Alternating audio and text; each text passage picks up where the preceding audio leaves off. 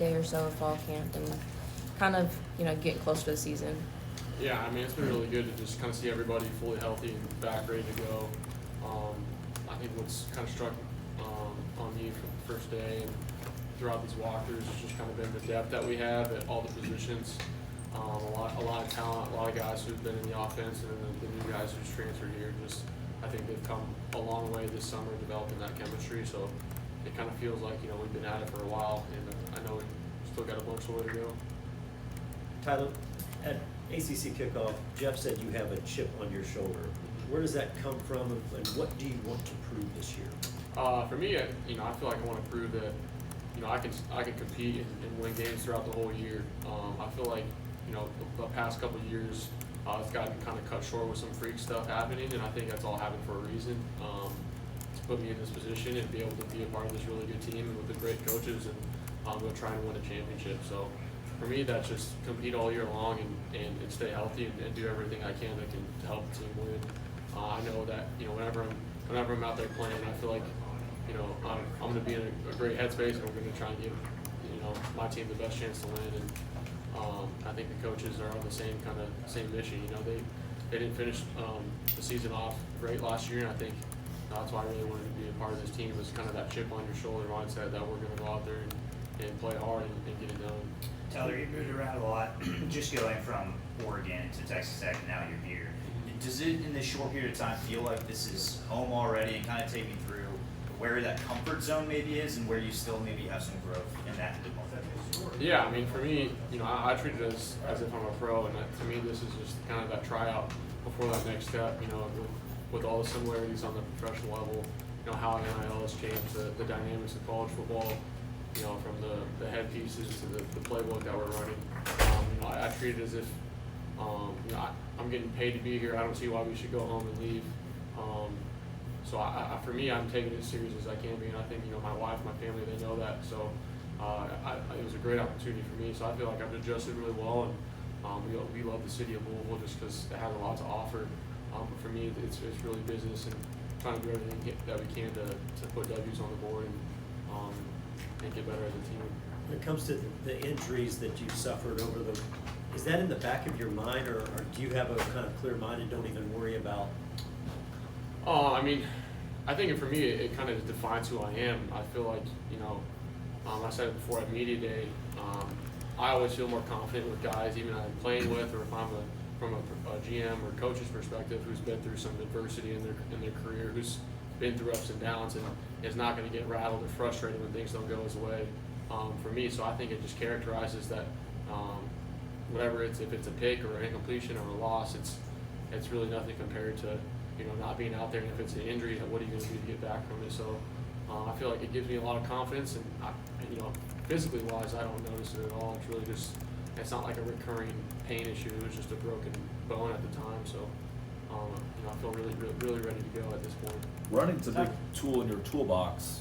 Does that change your mentality on that at all? The injuries in the past? I think it's just you being more cognizant of getting down in situations that aren't third down or fourth down or end of game scenarios. I think a lot of times I was asked to run it a little bit more in the past, and I think some of those situations just kind of naturally arise that you can't control. The situations where I was hurt, I couldn't necessarily have maybe slid, maybe couldn't have, but it's you can't really dwell on those things. I think it's just being more cognizant at this point, especially with our offense, and still being able to attack the defense with my legs, but understanding that if it's not a dire situation, that we're still going to try to get positive yards and get down. How do you get to Coach, go on, Tim, and then You or okay, got a Rob? bachelor's and a master's degree. Pursuing a PhD now, or No, what academic goals do if you I knew I have? was going to be in college this day long, I probably would have got a doctorate, but I'm just getting taking post-bac classes, which is just undergrad classes to remain eligible. But I'm basically all kind of focused on football right now, just because I've already got a couple bachelor's degrees and a master's and a business certificate, so it's definitely an advantage for sure. But I've had my fair share of school. I love that. What are you taking? What class are you taking? Hold on, guys, hold on. Let's go on. If you had to, you've been around a while, obviously, and you've got a lot of experience. What would you say that you, from that experience, have gained through the years to become a more complete or a better player?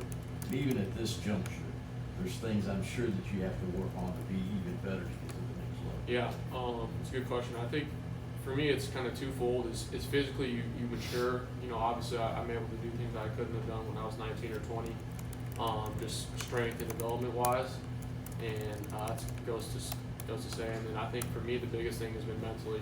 You know, at that age you feel like you're ready to play, but you necessarily don't know what you don't know when it comes to from a defensive standpoint, analyzing what they're doing, being able to sit down with defensive coordinators and to see what they're trying to exploit on us, and then being in multiple offenses. So I've had multiple coaching points. I'd say 4 or 5 different coaching points for the same play, and obviously you know everybody runs some sort of the same play or a version of it. So I've kind of taken a little bit of each coaching point, applied it to my own toolbox and what I feel like I can be good at to read this one certain play. And then obviously Coach Brown, both of them had their own experience, and I've learned just a bunch from them on the offense and how they read stuff. So I think that's kind of what I try and get out of it is I'm constantly trying to learn, but obviously I'm trying to help a lot of the younger guys who maybe I was in their position. This is how we see this and how we're going to attack it. So for me, it's sharing my experience so far, but continuing trying to grow. When we get this look, and how can I protect myself with this protection? How can I attack that look defensively and get us in the best play? Did you follow Louisville or know anything about Louisville before Coach Brown talked to you? Yeah. I followed mainly through Jawar, Jordan, my teammate in high school, and then obviously watching Jack as well, growing up in Arizona. So I was always pretty familiar of it, even with them at Purdue, just with the quarterbacks that they've had. So I've watched some film of them at Purdue, and then got to see some highlights last year at Louisville. But I wasn't necessarily doing my research during the season because I wasn't planning on it. But I think it was a great connection for sure. What class are you taking now? Like how many hours are you taking? I think it's 12 hours. I don't know. It's 4 classes, undergrad classes, whatever the requirement is. But in the spring, I took women in hip hop, nutrition, criminal justice, and something else. So I'll be lying if I said I learned a lot, but I learned some stuff. But it was mainly learning the offense. Is it online? Is it all online? Yeah, yes sir. Yeah, all online. And how does the helmet, with Coach being able to, Yeah. how does that change, what you're doing out there? Is it an adjustment period? I think it's really a beneficial thing. It makes it a little bit more easy to get the call in quicker, and just get tell them to huddle or signal it out. It just had pieces in there. It's like a radio, and then you get transferred to the play call. Sometimes it cuts out. Sometimes you can't hear it. So I think that's why you have to kind of know the play we're trying to run, know the offense, and then still know the signal. So it's all pretty important. But I think it just adds a little bit of an edge. Tyler, a lot of changes in college football this year. You have the college football playoff expanding. You had a couple new teams to the ACC. You guys get the short trip to Stanford. Just how all do these changes kind of impact you guys as players? Does it even cross your mind at this point, or is it something you guys almost embrace? I think you just got to embrace it.